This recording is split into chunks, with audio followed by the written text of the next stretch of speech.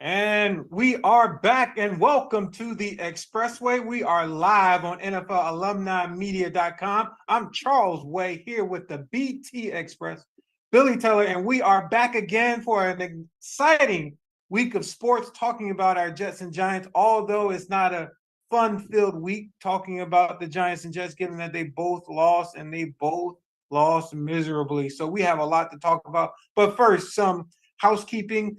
We are actually transferring websites. We are moving from NFLalumnimedia.com. If you catch us, stream us live on NFLalumnimedia.com. It'll be now alumnimedia.com. Check us each and every week on Wednesdays from 10:30 to 11:30. We are here. But BT, outside of all of the housekeeping, I think the Giants and Jets need to do some housekeeping too, because they got a lot of cleaning up to do based on those two performances last week. And let's kick it off with the Giants. Were you or were you not depressed by what you saw transpire last week against the Raiders? Well, the weird thing is that you and I both know Antonio Pierce, so I'm trying to figure, are we happy for Antonio Pierce or are we sad for the Giants? The thing about it is that, when a new coach comes in, he usually brings enthusiasm, a change of thought process. And what's really weird is I read something a couple of days ago where Josh, the coach of the Raiders, got mad at Antonio Pierce for bringing up the Patriots way, because he was talking about the Giants losing in the Giants beating the Patriots in 2007 when the Patriots were undefeated. And then that they said the owner got mad, Mark Davis, at Josh for doing that and fired him and the general manager. And Jay Glazer from Fox Sports is the one who brought that story about. And the thing about it is that it's rarely the coach gets fired before the halfway mark. And I think Josh has got to go back to the beginning, because he's supposed to be this great offensive coordinator. He didn't do nothing for the Raiders. And the bad thing is the Giants had so many injuries. Dave Brown, Danny Jones looked like he was, he might be out for a long time. Is this it for Danny Jones? Is this it? Because, you go through a major series, he's been hurt 4 out of 5 years. He's lucky he had that 1 year, good year last year, which allowed him to get the money. But is he finished? Yeah, and unfortunately, coming out of that game and already being behind the 8 ball, already there were whispers, if the Giants continue to lose, would they be looking for a quarterback in this year's draft, especially with the high draft pick that everybody assumes that they will probably be in a position to get. You have to think that in the back of his mind, the rest of the season was his make or break. But also, don't forget, they backed up the Brinks truck and paid him a whole lot of money this year. I think $90 million guaranteed over the next 4 years, and that's a lot of money for giving a quarterback. So, I mean, he's set.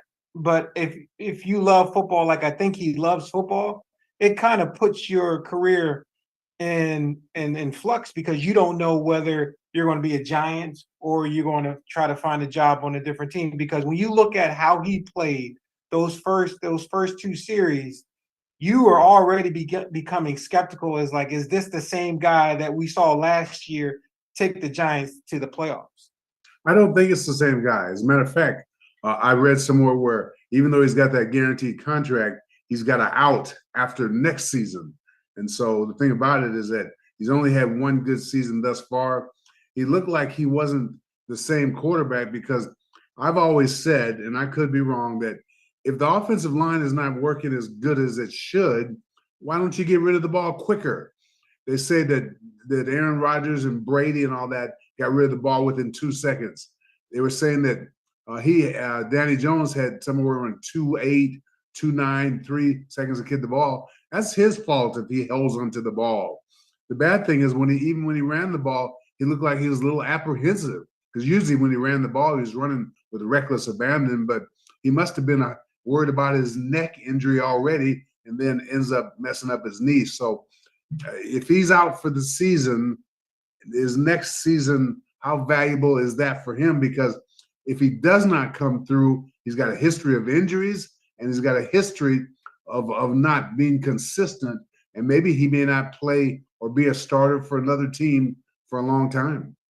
Yeah, I totally agree with you. But when you look at this Giants offense and you look at their future, do we even worry about the next week or the week after that, given that they don't have the type of talent that even gives them a chance not only to make the playoffs, but to even think about sniffing a Super Bowl. So when you look, if I'm Joe Shane, I'm looking at how can I get better this year to see what type of talent I have and then what assets I need to start bringing in, whether it be through free agency or the draft. What assets do I start bringing in? Because that's where I am right now. How do we get this team better? It didn't it and that's an evaluation on all levels. That's players, coaches. Is Wink Martindale's defense? Is Wink Martindale the right guy for the defense? Everybody loves his aggressive style of play, but is that the right style for the talent or the players he has to fulfill those positions? As you and I know that good coaches are able to put your players in position to win. You kind of fit your scheme to the players you have. And do you think Wink Martindale, from a defensive standpoint, is fitting the scheme to the players he has, given that you got all young DBs back there, a lot of rookies back there? Are you putting them in position to win, having them play man to man every down? Obviously, Deontay Banks had a subpar game. If you look at the previous 2 weeks, he looked great. This week, Deontay Banks looked even worse than he did ever. Like I would say, this entire season. Well, see, for me, I have to think of it in a couple of ways. I like Wink. I really, really do. I think he's a good coach. And I kind of agree with you about when you put young guys in man-to-man situations, the receivers we have in this day and age around the NFL are really too good because they're going to beat a lot of defensive backs one-on-one. So I think you got to mix it up. But the thing I was going to say, CW, is that I've been on teams, and I'm sure that you have too, where the defense got mad at the offense for not producing. I mean, I've seen some of the defensive players talk, come on, offense, just let us rest a little bit. You know? So I think that might be the problem with the Giants because I don't know how many 3-and-outs they had. I mean, the last couple of weeks, I mean, with DeVito in there and Jones coming back, they have not looked good at all. And the thing about it, if I was in a defensive standpoint, I would feel helpless. And we're going to get into the Jets next quarter, but I feel the same way about the Jets defense. They got to be mad at the offense because if you're not doing your part and giving them a little bit of rest, having a couple sustained drives, you know, taking a few minutes off the clock so that the defense can rest. And I remember my rookie year, this guy named John Mendenhall, he was a defensive tackle. He said to the offense, just give us a rest for a couple minutes. Let us rest, 5 minutes because the offense was always going 3 down and out. So I kind of, have a little bit of confidence in Wink, the defensive coordinator, but the Giants offense is hurting the whole team. Yeah, I agree with you, but you have to agree with me that the defense's performance last week was subpar. True. They didn't give the offense a chance. They didn't change field position that well. They let actually the Raiders do whatever they want. They ran the ball, so that crept back up again. And a lot of the guys that we were saying, like we were talking about Deontay Banks, we were talking about Okereke, we were talking about Dexter Lawrence, right? And Thibodeau even had some brief showings of him trying to do what it takes to be the guy that everybody thinks he can be. But this week, they just regressed to that same Giants defense where the other team could run the ball whenever they felt like 5 yards to carry. I think Josh Jacobs got probably that. Yep. Average probably that for the game. So when you put an offense in third and manageable positions, the percentage is like 60 to 70% conversion rate on third down when you're 3rd and 3 or less. And every third down, it seemed like they were 3rd and 3 or less. And so they weren't given a chance to get off the field. And given how bad and how poorly the offense is playing, and especially given you have a rookie quarterback that has never played in the NFL before now in the game for the rest of the game, you as a defense, you got to take it upon yourself to step up and to create change in field position. And I don't think they did that last week. Well, what's interesting for me is Antonio Pierce takes off. They go back to old school football. They run the ball with their offensive line, which helps the offensive line kind of make it easier for them. And now they control the game by the offensive line. Why do more teams don't do that? Why do the Giants not do that? I mean, I was worried before because Saquon 2 weeks ago carried the ball 33 times. And then this week, he looked even quicker. I mean, they didn't give him the ball many times, but he was, getting 6, 7, 9 yards at a time. And they kind of went away from that. So do I fault the Giants offense for not going back to the old school way since they don't have a great quarterback, or is that maybe the team's fault for not doing as well? So it's a little confusing for me because a lot of teams, when things go bad, they go back to old school football. They even talk about getting fullbacks again. It might be time for you to come back, Charles Way. And I totally agree. I've been preaching that every week we've been on this show is old school football. When you don't have the talent around you to play the game the way they're playing it today, if you don't have top level skill position players on offense, you got to play old school. Look at what the Houston Texans did last weekend.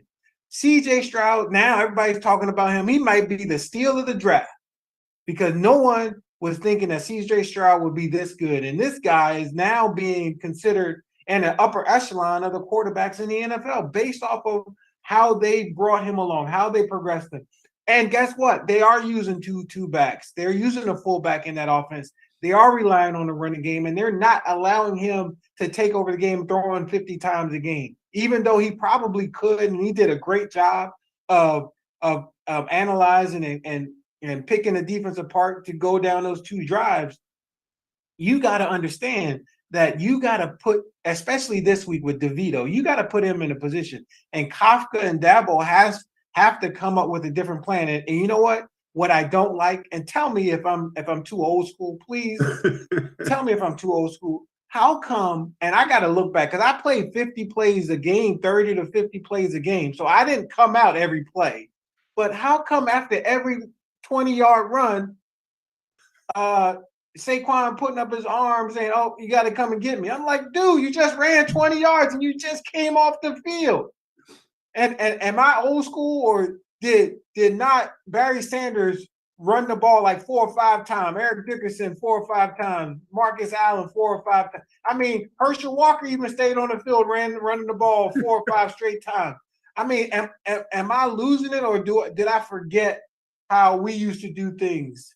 Well, see, I think that and I hate even they just say it because I'm sounding old, but I don't know if the football players today are as tough as the football players when we played, because they got all these new rules where you can't hit with your head, you can't do certain things. I noticed Barkley coming out after one run, and I was thinking he's doing that because he was nicked up, but then he comes right back in and gets it.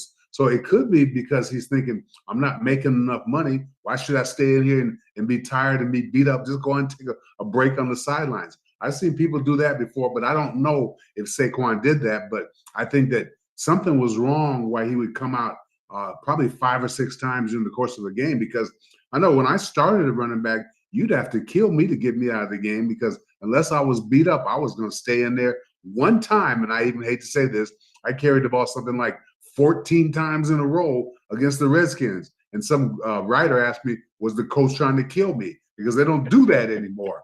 So I have to agree with you on Saquon that he didn't do as well as he should about staying in the game and creating momentum for the Giants. Yeah, and I totally agree. As we go into break, I totally agree with you. I think that's something we have to look at too. If Saquon wants to get paid like he wants to be the man, $15-16 million a year, you got to go in there and be that bell cow. You got to go in and be like, I'm going to show you why you paid me such, and I'm going to take this team to the promised land. I don't care who the quarterback is. I'm going to be able to run them. And that's what makes McCaffrey so good, even though he can't stay healthy either. But that's what makes McCaffrey so good, because he got Brock Purdy, and everybody know how good or bad, whatever you want to say it, he is, and he's able to do what he does on the field. He said, look, throw me the ball, I'll make plays. Hand me the ball, I'll make plays.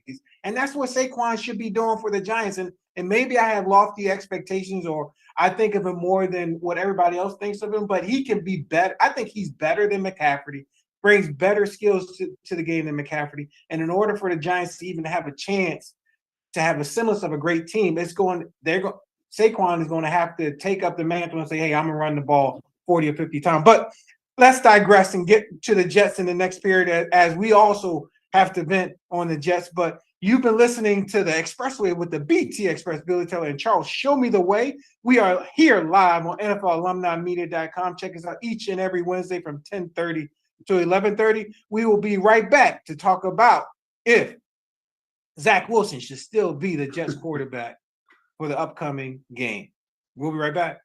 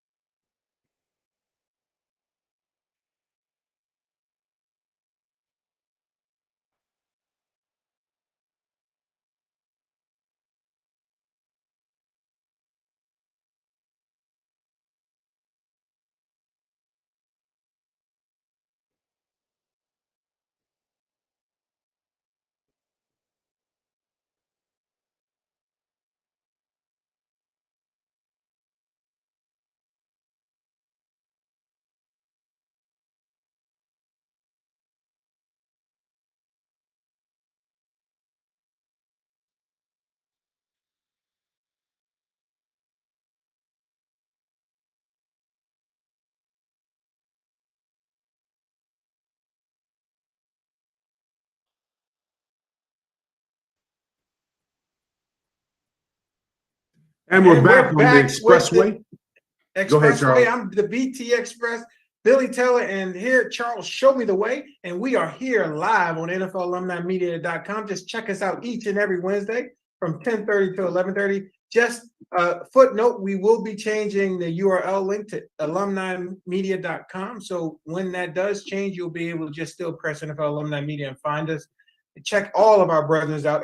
All of our former football player brethren in the NFL have podcasts, so you can check in each and every week to see which team you have a preference to check out each and every week. Now we're going to turn our attention, after talking and being depressed about the Giants, even more depressed about the Jets, because that's the one team that I have hope for making the playoffs. And given how bad the Chargers, you know how I dislike the Chargers, but you know how bad I think their team is. This was an easy win for the Jets. I think the Chargers had probably 158 yards on offense, and the game was there for the taking. But there were a lot of misplays, drop balls, turnovers from Garrett Wilson to Zach Wilson. Everybody was turning the ball over.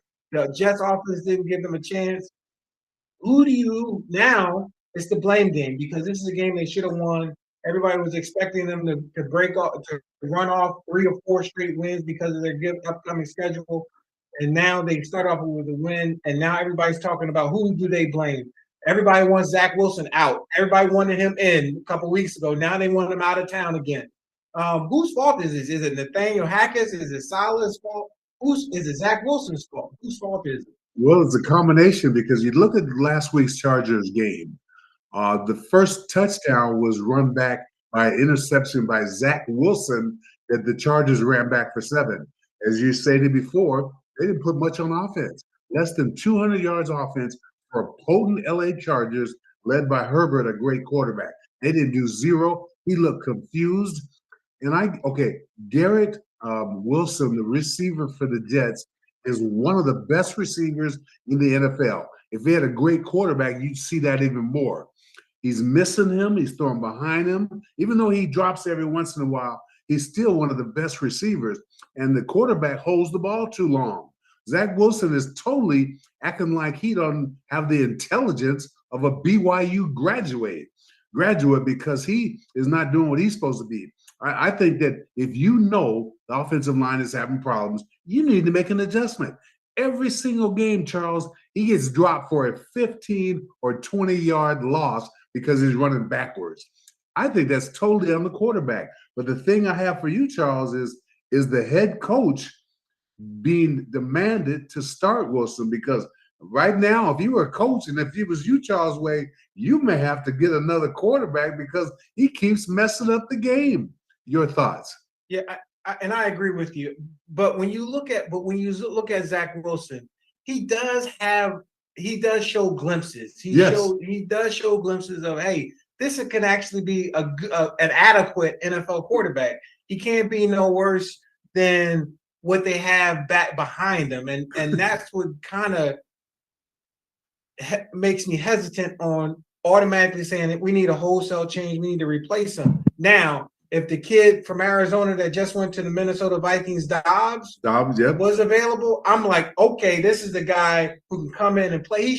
So this is what I'm saying. As a talent evaluator, as an NFL GM, when you look at somebody like Dobbs, do what he did for Arizona, not having a lick of experience, coming in and doing what he did for a team that was trying to lose. The reason why they put him in there is because they wanted the first round pick, and he made them look respectable. He actually conducted an offense like you thought that he was an NFL quality quarterback. And so last week, when you see what he did at Minnesota, when he just got there on Tuesday, and just picked up a playbook and like, how am I? This is like French to me. I don't know how to read French, but since he is a nuclear engineer, he may know how to read French, and he may pick up stuff in a day or two. So he may know how to read French. But given what he did at Minnesota last week in that game and that performance that he put on last week, and let me just tell you something. And I know we're supposed to be talking about the Jets, but I'm mark my words down. I think Minnesota Vikings will be a playoff team because of Dobbs. Not because of Kirk Cousins, but because of Dobbs. But I digress. But Kirk Cousins, let's talk about Zach Wilson. I think he should still be a quarterback. They just got to get back to old school football, like we talked about last segment with the Giants. Put that fullback. They have a fullback, and they have a fullback on the team, even though he had a concussion. So actually, he got a concussion, so he wasn't out there. So it kind of may have taken him out of what they needed to do to protect Zach Wilson from himself.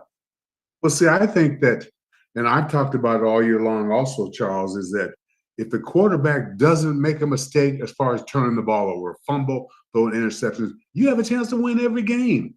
Zach Wilson, when you look at his eyes, Charles, that's real deep. It shows you a lot inside a person. It looks like he's scared to death.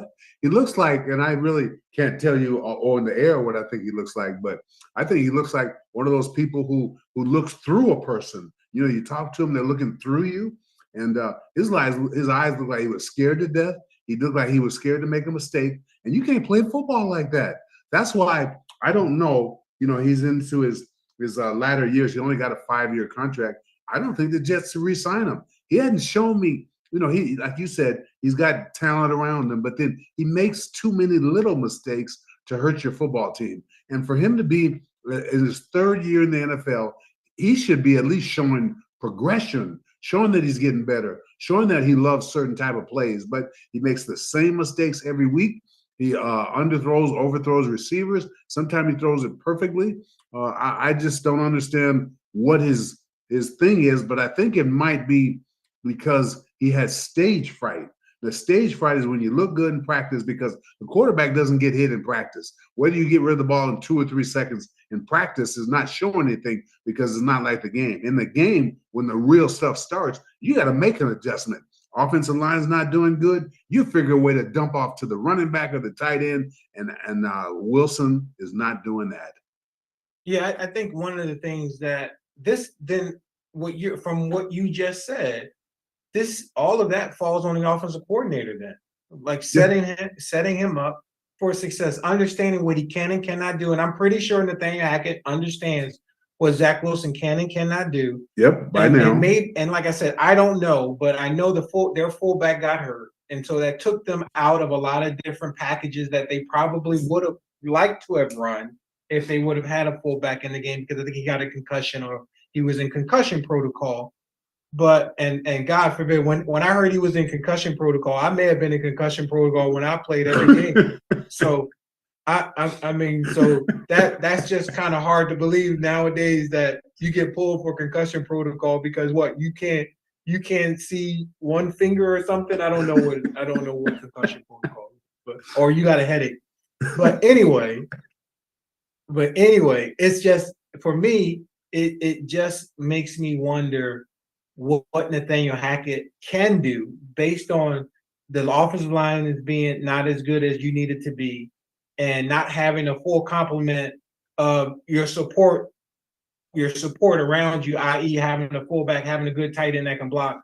and relying on your running game. You have a great running back in Brees Hall, and let's give Dalvin Cook the benefit of the doubt. You have a decent backup that could take over too.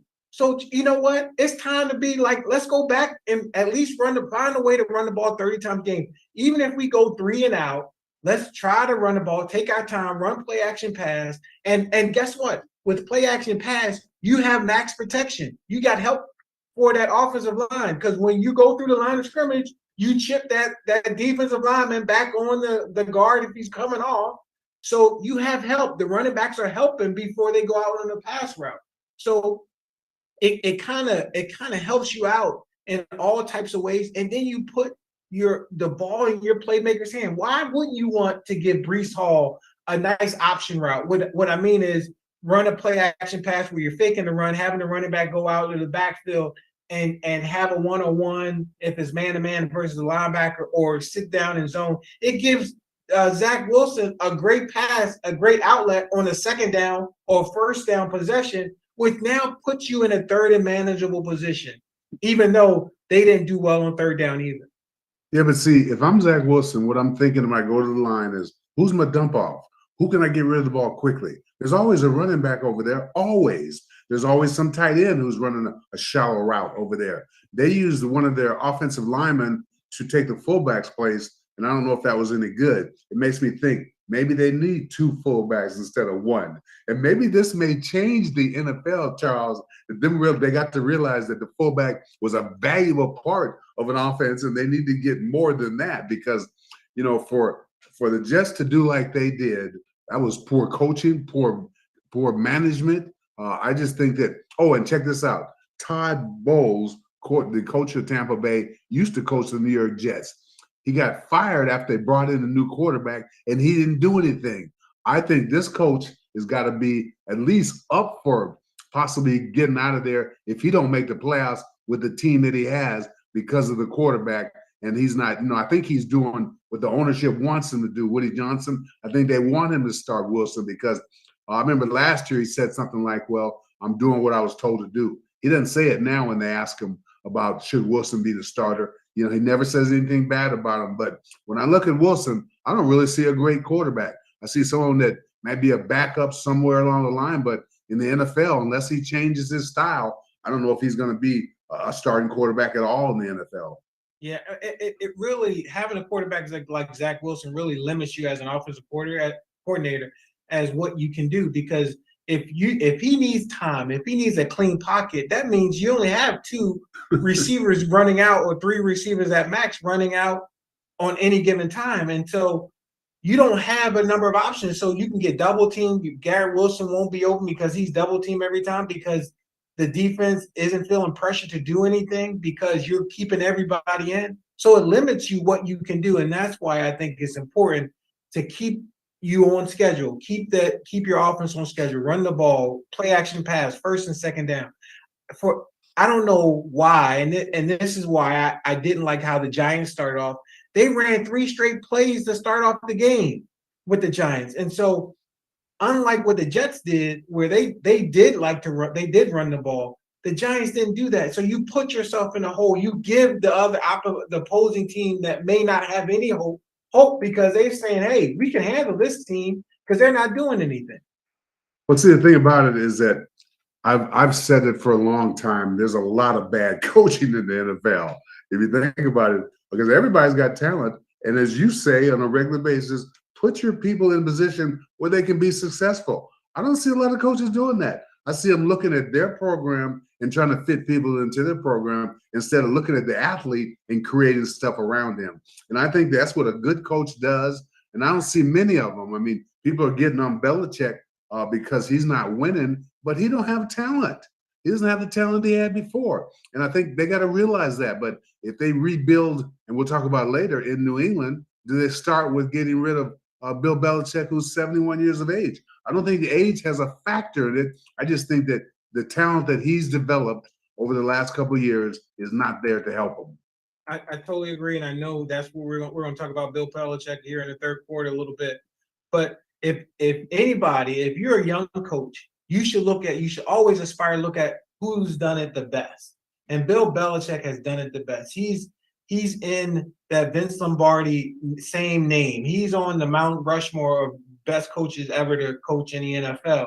And because of that, he's done it one way. He's put his players in positions to win based on what they can do, not based on what he thinks they should be doing, based on the system that he created. He doesn't do that. And that's why I think, even though I don't like New England, you got to give Bill Belichick, especially outside looking in at how successful he's been, even though he had Tom Brady, he did not have the great defenses of the league. He didn't have top talent on defense. He had average defenses that played very well together. Take us to the break, Charles. Hey, now you're checking this out on the Expressway here on NFLalumnimedia.com each and every Wednesday from 10:30 to 11:30. We will be right back talking about college football, the top 25 college football players. Are we happy with the top 4? We're going to hit some NBA. We're going to talk about James Harden's debut with the LA Clippers versus the New York Knicks. And we're going to talk about that Bill Belichick. Should he or should he not be looking for another job, given all the rumors that they're trying to fire him? We'll be right back in a moment.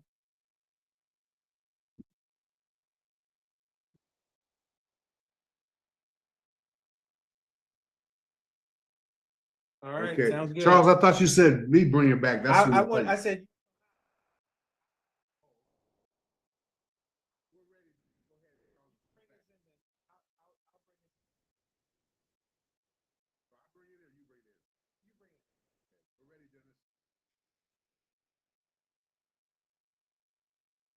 And we're back on the Expressway, Billy Taylor and Charles Way. We're here each and every week talking the world of sports. We're having big time fun because NFL season, even though we do the Jets and the Giants, it's got to be the best sports season ever, even though the NBA has already started and they got something different. We'll talk about that in a minute. But we're talking about the third quarter now, and they brought out the top 25 teams for college football. They're having more teams in the playoffs than they had before. The thing that I got is the USC quarterback, I think his name is Calvin Williams. Is that his first name? Is it Calvin Williams, Charles? Yeah, Caleb Williams, yeah. I know it was Caleb Williams. Yeah. He went up in the stands and he was crying. And I've never seen a quarterback do that before. And USC, I don't know. They said that he's as good as Pat Mahomes. I don't know if that's true. So I'm a little bit lost on that. But I think that Ohio State, I watched them against Rutgers last week. I don't think they're that great. Rutgers made mistakes where they could have won the game. I think college football has more teams that are equal than we've had in quite a long time. It used to be Alabama or Clemson or Georgia. Now Georgia's number 2. So I'm anxious to see what happens when the playoff comes because everything comes to the light. Yeah, it sure is. When you look at that top 25 list and you look at Ohio State, you got Michigan, you got Washington, you got Georgia. When you look at the top 4, it's Ohio State, Georgia, Florida State, and Washington, number 4. My question is, and it'll play yourself out because you always got the Ohio State Michigan game, and that's why everyone thinks that it's going to be between Washington and one of the Ohio State schools to make the top 4. And Florida State is like the new Clemson in the ACC. They're back on top. Florida State is that perennial powerhouse, or trying to get back to being that perennial powerhouse in the ACC in college football. But when you look at that, and given how good Washington has been, and they've been an explosive team. They beat you. They've gone into USC. They beat USC. They beat Colorado. They beat Utah. They beat a lot of the good teams that were on the upper echelon. Why aren't they getting the type of credit that they deserve, given how explosive their offense is? Well, I think a part of it is because they're unknown. Because, when they play in Washington, that's on the other side of the country, and sometimes the night games come on when we're sleeping. And I think that has something to do with us watching other teams. Their quarterback, his name is Pence, left-handed quarterback. They say he's Heisman Trophy material. But the only thing that I worry about, he likes the long ball. And there's nothing wrong with liking the long ball. That you have to take what the defense gives. If he gives you a short pass, you got to take it. So I'm anxious to see how he does when they take his top defender, his top receivers away, the ones that go deep. I think this college season is so much different. The guy Williams at USC, they say that And you know how they used to say when we play, well, Charles took a pay cut coming from Virginia to go to the NFL. They can really say that about Williams because they say he's making $6 million a year as a quarterback and getting endorsements in California. Why would he leave early to go to the NFL if he can still make that money and get better as a quarterback? I use both the Mannings as my example. Both of them stayed 5 years, and I think it helped them both to be great quarterbacks to play a long time. And I wish more quarterbacks would stay longer because the quarterback has so much responsibility. He is the CEO of the company, and I think they got to do something about that. Yeah, and my question about the top rated quarterbacks in college football today, obviously Caleb Williams won the Heisman. Everybody thinks he's the clear number one pick, but I'm not sold on Penix. We talked to Joe Penix at Washington. They said he's been playing there for 10 years. He's been in college football for 10 years. He's an old man, but he is old. He's played this, I think, his 6th or 7th season in college football. So he's been in college football a very long time. You also have Bo Nix, who is a Georgia kid, played at Georgia, didn't do well at Georgia. They ran him out of Georgia, and now he's doing a great job University of Oregon. now at Oregon. But do you what do you think? Are you believing Bo Nix, or do you still stick Drake May of UNC? Everybody still, even though they haven't performed well, do you still give him the superstar status that everybody was looking at him as? Natural pocket passer, ready for the NFL, not a great runner, even though as you look at the NFL, you got to be able to run now. You have to be able to extend plays, and that's not who he is, right? And so is Drake May still a top 3 pick in the league? So and then the kid from LSU, the quarterback from LSU he just started to come on. So when you look at this quarterback crew in college football, who are your top guys? Well, see, the thing for me is they talk about the University of Michigan quarterback being possibly a Heisman Trophy candidate. I don't know about that. Nix, I've watched a bunch of time for the couple of years I've watched him, and he looks like he could possibly be a 2nd or 3rd round choice in the NFL. But he does take what the defense gives him. I see him dump the ball off. I see him throw the ball exactly where he should. And that's all I want a quarterback to do, is not to throw in double coverage and to have turnovers. If you throw the ball when you have a one-on-one situation, at least you have a 50-50 situation.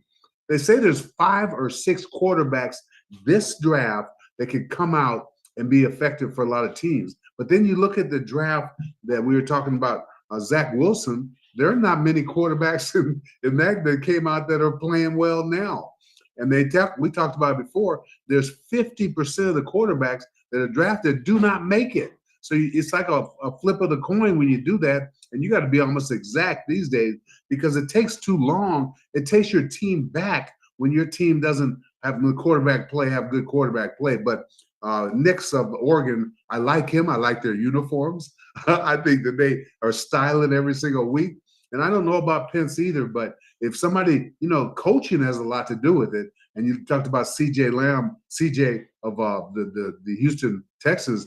I think he's got good coaches because the head coach is the former defensive coordinator for the 49ers who got a long contract, and he seems like he knows what he's doing. So you have to look at these guys and say, if they're coached up, can they do this?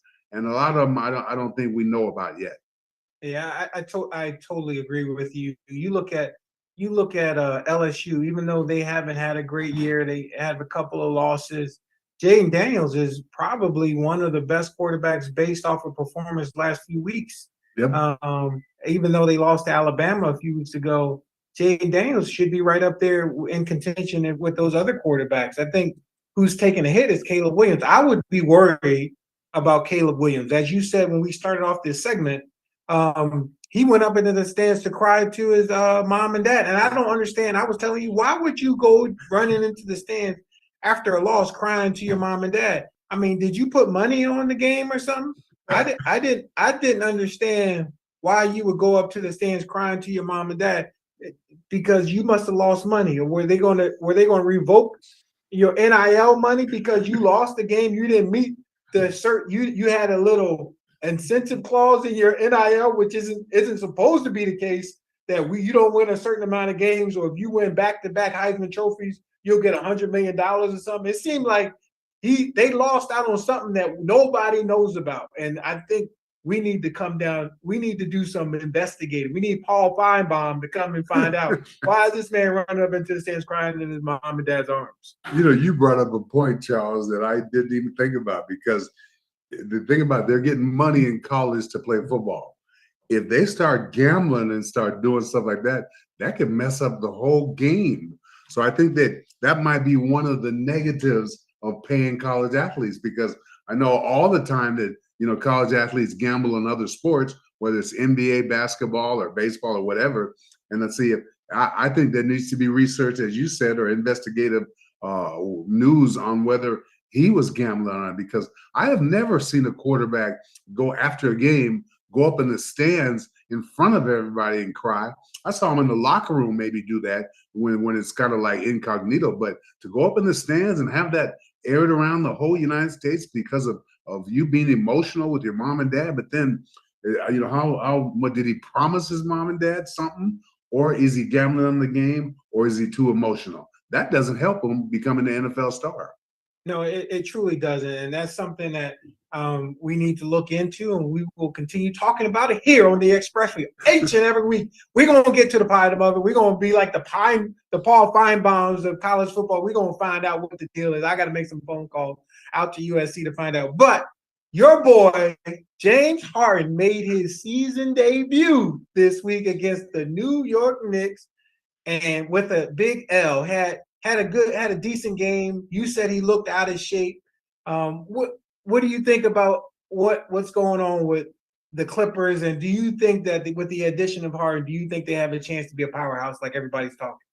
The reason I don't think so, because you got four scorers. You got Pierce. I mean, you got Kawhi Leonard. You got Paul George. And I just think with Harden in there, he's either got to become a point guard extravaganza where he's delivering the ball to everybody in certain situations, because you can count on Kawhi Leonard and Paul George getting hurt every single year. I mean, the thing about it is, they put a note in there: if you don't play 65% of the games, you don't get your max contracts. And I like that what the NBA is doing. Plus, if you don't, you have to perform in this tournament that they're playing, which they do on Tuesdays and Fridays. So I think it's a different situation. I'm not a James Harden fan. I don't see how you could be, because he calls himself the system. I don't like people doing that. Oh, that's crazy. I mean, we got a lot to talk about. That is almost as iconic of a quote as practice. You talking about practice? It's like, look, I don't fit the system. I mean, that's an iconic, you know what? That's going to go down in the annals of the iconics of like the most famous quote. So when you hear it, you know who said it. Practice? You talking about practice? I mean, that goes across sports spectrum, that saying. So this is going to be one of those, when you go out and talk and you want to say something that you need to prove a point. What are you talking about? That doesn't work for me. I don't fit into an organization. I don't fit into a career. The career fits me. I am the career. That's going to be crazy. I am the system. But I wanted to go through the power rankings after the first 2 weeks of the NBA season. And who do you think are the top 5 teams? I got the list from a national publication of their top 5 teams. But for me, the top 5 teams, obviously the Celtics, even though they lost this week, you got the Celtics, you got Denver, you got Philly. And now I'm surprised at who they put at 4 and 5, because when you would think Dallas would Milwaukee. be one. And then you would also kind of figure out who would be that next. You would think Milwaukee would be that next. And actually, they've been playing a lot better. Dame hasn't been, you know what? I think Dame is a cancer. That's just another, you know what? I don't think certain guys you just can't win with. And I think Dame Lillard may be one of those guys that you may not be able to win with. But who would be your top 5 in the power rankings? Well, we're just teasing everything now. When we come back from the break, we're going to go around the NBA and see our top 5. We're going to talk about the Knicks and Wemby tonight. San Antonio plays them. So it's going to be, it's always great for the NBA. So when we come back to the other side, we'll finish up in our 4th quarter and go around the NBA. And then we got a few NFL games we'll talk about. So don't move that muscle. We're right back with more on the Expressway after these messages.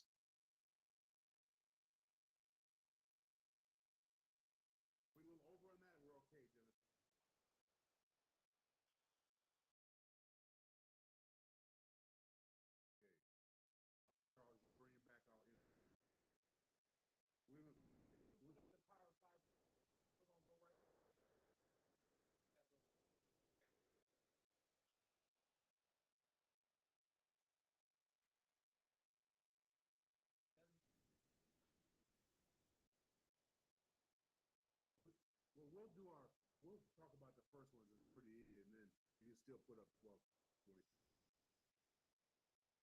No, it's on the same page. It should be on the same page.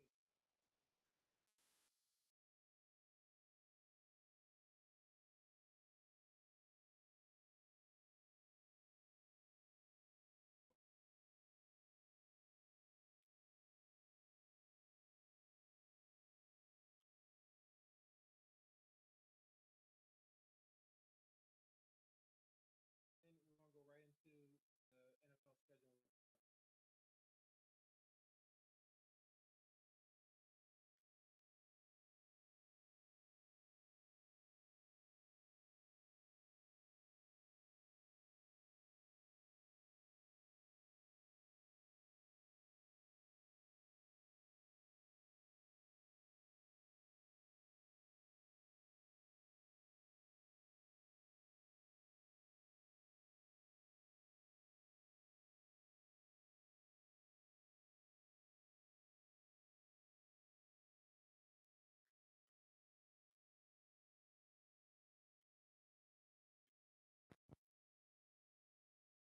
And we're back at the Expressway. I'm Charles Show Me the Way here with the BT Express, Billy Teller. And we're going to finish up our third quarter. We were talking about the NBA Power Rankings before we get into our picks. I know all of you are excited to see who we pick so you guys can figure out who to bet your money on, but we'll get to that in a quick second. But the NBA Power Rankings, BT, like I said, 3, 4, and 5, you got the Nuggets, the Celtics, the Sixers, the Mavericks, and Milwaukee, the Bucks. Who do you think should be in that top 5? Well, I like Boston, even though I'm not a Boston fan. I like them because they got Porzingis, the former #1 draft choice of the New York Knicks, as their big guy.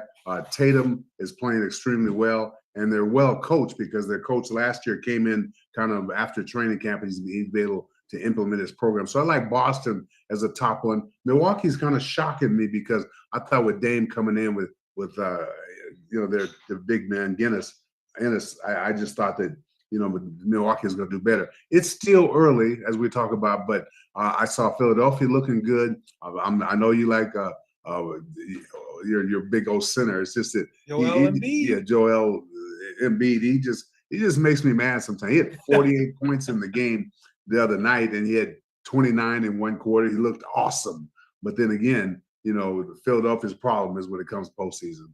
Yeah, and I'm surprised. The two teams I'm surprised at are the Warriors and the Hawks. I mean, they are legitimate. You were thinking that Golden State would be too small to compete.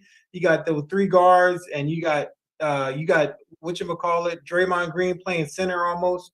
And like you wouldn't think they compete, but they are doing well this year. And what about the Atlanta Hawks? That should be the surprise team for the entire NBA. Well, they're well coached too. The Atlanta Hawks, they got a good coach. Yeah. I said I like their point guard, but he's a little small, and for some reason, I'm a little down on small guys. I shouldn't be like that. But I think that, I don't know if the small guy, Allen Iverson did it, but he never won a championship. So I don't know if he can do that with the Atlanta Hawks. I just like the NBA because they're trying new stuff. They're global now. They're all over the world. And their contract is up after this season. And I think that's the reason they had this tournament, so they can showcase their talent. So if they go to the new Peacocks, the new Prime, that they can make more money, which is going to happen because everybody looks at the NBA action now. Absolutely. I totally agree with you. I can't wait to kind of let this season play out. We're going to kind of revisit the NBA power rankings every week just to check out, see who's moving up and down and who we think should be in the top 5. Now it's time to get it to our picks. I think I'm winning, but we'll go through that after this week. I thought I was winning. I'm gonna keep track again to make sure we can get this right. So our first game is the Panthers and Bears for Thursday night. Thursday night football. Prime is kind of upset about this game. They can't wait to do to change games, and this is one of those games that they wish they could have been the shifted game where they could have changed games, because this Panthers and Bears game, nobody's going to be watching this game. Who do you got in this game? This is a shame. It really is, because it's a shame with all the good talent we got to watch. 2 bad teams. The Bears are 2-7. The Panthers are 1-7. I'm going to go with the Bears only because they're playing at home, but that's my only reason. Yeah, I'm going with the Bears too. I agree with you. Next game, Giants and the Cowboys. Well, this is the thing that scares me, CW, and I'm glad we brought that up. I don't really know much about Las Vegas, but they're usually right about what they're doing. And people say because they have inside information. They say the Cowboys are favored by 16 and a half points. And I understand it because the Giants are without their top quarterback. They're going to be dependent on the running game. The Cowboys have a good defense. I'm going with the Cowboys, and I know they'll win. I don't know about 16.5 points, but I think that because they lost to Philadelphia last week, they're going to be hungry to beat the Giants. Yeah, I totally agree. Cowboys all the way. Next game, Colts and the Patriots. The Colts have to be one of the surprise teams in the NFL. And given how everybody wants Bill Belichick's head on a silver platter, and they want to fire him, I'm gonna go with the Colts because they've been actually playing very well. Well, I'm gonna go with the Pats only because you're going with the Colts. The only way I'm going with Belichick is because when his back is against the wall, he always seems to come through. A few weeks ago, I definitely thought he was going to lose, and he comes back and wins. So I'm going with the Pats on that. You're going with the Colts. All right, Texans and Bengals. I'm growing up as a Texans fan. I'm all over D'Amico Ryans. I just love how he's been putting some energy into the Texans. But this is a hard game to pick the Texans, even though CJ Stroud had an amazing game. You know what? I'm going for the upset because they're playing in Cincinnati. It's a game that the Texans shouldn't win, but I'm gonna go with the Texans and see if they can kind of ride the momentum to victory. All right, CW, I'm going with the Bengals because they won 3 or 4 in a row. Their quarterback, Joe Burrow, looks like he's back to being that guy again, and they're on a roll right now. So, Charles, I'm going with the Bengals. Yeah, I wish I would do that. Packers and Steelers. This is easy. I'm not a Love fan. I'm going with the Steelers. I'm agreeing with you. I'm going with the Steelers. Steelers don't look great, but they win. They're 5-3 in the year. The Packers are 3-5. So I'm going with the Steelers. We both going with the Steelers. Is that right? Yep. Okay. Next game is the Titans and the Buccaneers. This is a tough game. Buccaneers had a tough loss last week, but the Titans. Will Levis is been named their quarterback for the rest of the year. So the Tannehill era is done as long as Levis doesn't get hurt. I think they love what Levis brings to the table. They actually have a legitimate quarterback supposedly for the Titans. I'm going with the Titans, even though they're playing in Tampa. All right, I'm going with Temple, and I don't like Mayfield. I never has since he was at Texas Tech and transferred to Oklahoma. I never liked him. I think he's inconsistent, but I'm going with the Bucks only because they're playing at home. You're going with the Titans. I'm going with the Bucks. All right, next game is the Browns and the Ravens. Their Browns are playing in Baltimore. Lamar Jackson is the talk of the town, considered one of the 3 best quarterbacks in the NFL based off last couple of weeks' performances. He has a lot of weapons. Odell Beckham, the running back, is doing great. But the Browns defense has been amazing. Yep.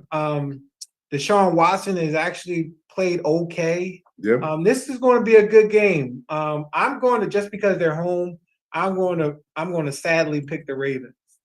I'm going to go with the Browns only to be different because their defense is one of the top 5 defenses in the league. And Watson played better last week than he's played in 2 years. Hopefully he's getting better from week to week. I'm going with the Browns. You're going with the Ravens. All right, 49ers, Jaguars. I don't know if the 49ers can get healthy enough to beat Jacksonville. Jacksonville's coming off of a bye week. I think they got, Trevor Lawrence is actually playing well. They're in Jacksonville. 49ers are traveling across the country to go to a warm weather spot. I'm going to go with Jacksonville. Well, see, the thing about it, 49ers have lost 3 in a row, and they kind of had some injuries and stuff like that. And I think that they're going to step up big time. So I'm going with the 49ers. You're going with the Jaguars because they're playing at home, and the 49ers got to fly across the country. We'll see if that works. All right, Saints versus the Vikings. I'm on the Dobbs bandwagon. I got to buy a Dobbs jersey no matter what team he plays for. I'm going for the Vikings. Well, I'm impressed with Dobbs. I'm not going to lie. He must be an extremely intelligent brother because he is, putting together 2 different offenses without any preparation. That's hard to do in the NFL. So I'm going with the Vikings. Are you going with Vikings also? Yeah, I'm going with the Vikings too. All right, go ahead. Falcons versus the Cardinals. This is an easy game. I know you're you're a Deshaun Jackson man. You love Yep. that running back. I know you're Yep. going with Atlanta versus the Cardinals, and the Cardinals are trying to lose. I don't even know if Kyler Murray is playing. They got rid of every quarterback that they have on the roster so that they can lose. I don't know how much more you can tank a game. Put the guy in the game. I don't know if he's ready to play. I don't know if he's going to play. I'm going with the Falcons. Okay, I'm going with the Cards only because Tyler Murray is starting this week. I still don't like him because he's too short, but I think that he's been out a long time. He signed that big contract. He's got $100-something million guaranteed. I'm going with the Cardinals. You're going with the Falcons. All right, Lions, Chargers. This is a no-brainer. I'll never pick the Chargers on any game. I'm going with the Lions. I'm going with the Lions also because I think the Lions are one of the best teams in the NFL. They're in top 10, and I think it's going to be fun to watch them as we get into the playoffs. Commanders versus Seahawks. Seahawks had a bad game last week. They came in they lost. They're playing in Seattle. Commanders traveling across country. I'm going with Seattle. This is a tough one for me because they put Heineck Taylor in last week. He looked decent, but I don't think they know what they want at quarterback because Howell was the guy. I'm going to go with the Seahawks, but Geno Smith has not looked good, but we're going to go and hopefully he bounces back. All right, and here we go, Jets versus the Raiders. Antonio Pierce is coming back to MetLife Stadium.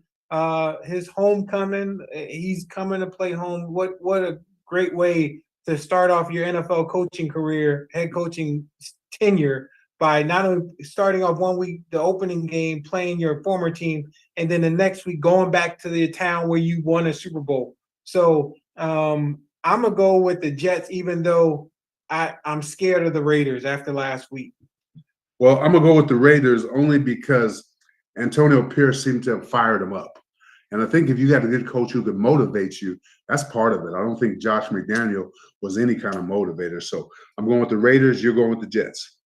Broncos and Bills. This is a no-brainer. Bills. I'm going with the Bills. Well, see, I think the Broncos are doing better because they beat Kansas City, and they've shown that they are beginning to come on. I'm going with the Broncos. You're going with the Bills. We got a lot of different games this week, but yeah, what makes me laugh is you said you won last week, and I said I won last week. I wrote it. I kept it on the screen. We're gonna go follow up next week. I already wrote them down on the PowerPoint, so I'll just be able to put it up on the screen, and we can go through the games and see who we won, who lost. Okay, now question for you is that should they stay with Belichick? Because if they rebuild and put Belichick as a general manager. I know he's one of the top 3 coaches in the history of the game, lead most wins beside John Shula and George Halas of Bears, who was 1940s or whatever. I just don't know what Belichick's mind, because he made a mistake in that one Super Bowl by not starting his defensive back who was a starter, and that lost the game for them. So it shows me he's willing to lose a game to get his point across. He's still a disciplinarian. He doesn't have great talent, but should he remain there? He's been there, 20-something years with the Patriots, won 6 or 7 Super Bowls, been to the Super Bowl 10 times, been with the Super Bowl with the Giants also when he was assistant coach. So he's a winner. Do you get rid of him? Yeah, I don't get rid of him to be the general manager, because the reason why they're losing is because they don't have any talent, and he's been picking the talent on the team. And that's the reason why they haven't won the past couple of games. He's a great coach. I think they should probably bring in a general manager that has some autonomy and he's not looking over his shoulder, because the reason why they're losing is because they don't have the proper personnel on the team to give them a chance to win. And that's a lack of picking. And he's the one that's been making the recipe, putting the ingredients in the sauce. And so they need to remove him from that process. He's done a great job. Look at the fact that all the coaches that were under his Belichick tree have all come back home because they have all failed at some point in time. So he must be doing something right, but when they leave, they can't replicate it. Well, I'm a Belichick fan. He was there since I was a second-year player with the Giants, and he's evolved as a great coach, knows what he's doing. But we'll have to see. The NFL each and every week is exciting. No matter what the Jets and Giants do, you never know what's going to go on. I think the Jaguars, since they played this week against the 49ers, that might be the game of the week. But Charles, another great show, my buddy. I got to think Dennis back in the studio. Dennis makes us look good and sound good. And I thank you, Dennis, for that. And for ladies and gentlemen, for Charles, show me the way. I'm the BT Express, Billy Taylor. Have a nice day. Have a nice evening. Have a great week. Thanks for joining us.